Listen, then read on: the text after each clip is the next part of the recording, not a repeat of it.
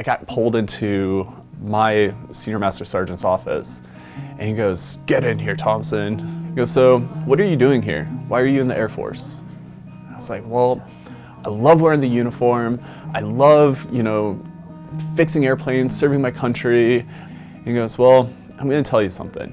You don't belong here." Everyone who's in the military always joins because there's some passion and desire to serve the country, obviously, and you want to do your part, especially after like 9/11, stuff like that. So one of the big reasons that I joined the military, there's actually a couple. So it's like, I don't know what I want to do. We didn't have a lot of money growing up.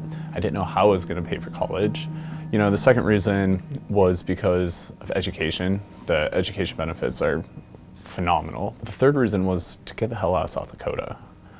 Growing up, I always knew I was a little different than everyone. I was never a popular kid.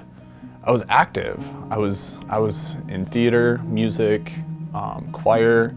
I remember growing up and they would call me gay, they would call me faggot, but I didn't know what that meant. So I figured that joining the military, I could get out of South Dakota. When I joined the military, there was a piece of paper that said that if you are in fact gay, there's fines, imprisonment, you can be kicked out. I remember signing that and being like, okay, well, the military could potentially scare me straight. Maybe this will be this could be a way to become straight. I knew that you couldn't be harassed because of Don't Ask, Don't Tell. People can ask you, they couldn't question you.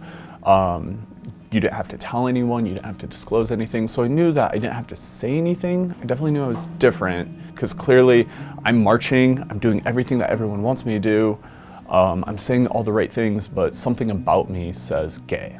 So I butched up my walk. I changed what I was saying. I swore a lot more, started putting people down. It threw me into like a deeper area within the proverbial closet.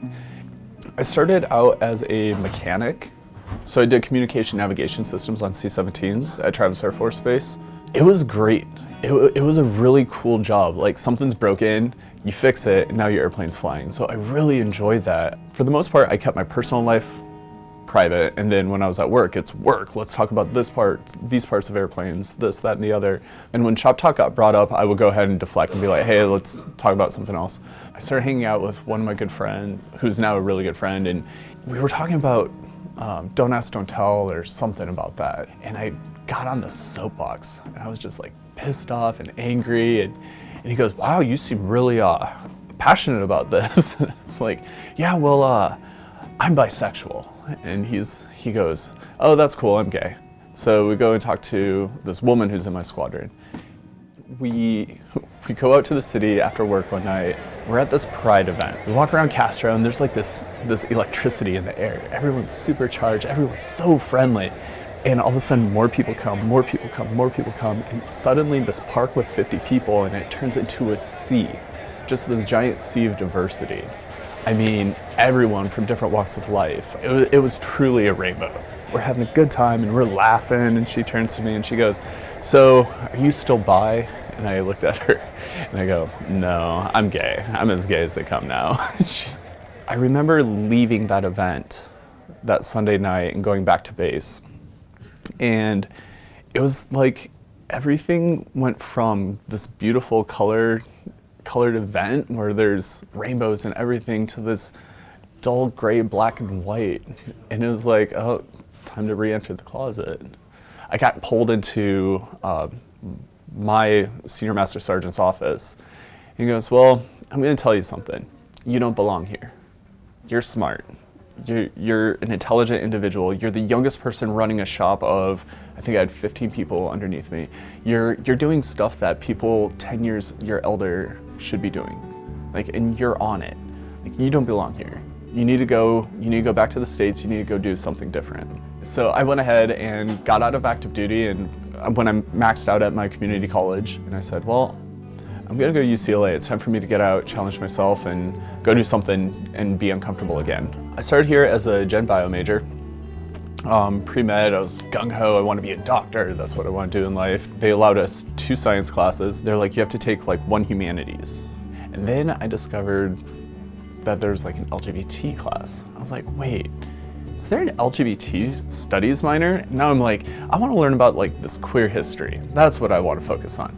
That's how I started getting involved. It was really looking at the history and why is queer history not being represented and why is it not being discussed and what are the media portrayals of queerness. I got really thirsty for knowledge and just started absorbing and reading everything.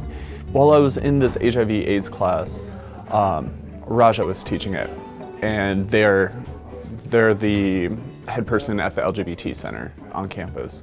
And so I went ahead and said, yes, I'm a veteran, you know, this is my experience. And then with Raja saying, hey, do you want to start something? And Sam's the president, and he was in there, and I was like, hey, Sam, do you want to like get together and try to like get the LGBT center and the vet center kind of to talk maybe a little bit? I really wanted like these two intersectionalities to find some peace because I always felt like they were fighting within me. Over the summer, they were able to get together and bridge. So it was really cool seeing like the vets and the LGBT center supporting one another.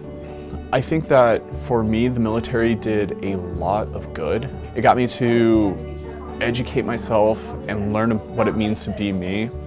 I'm very for LGBT individuals to have a presence within the military.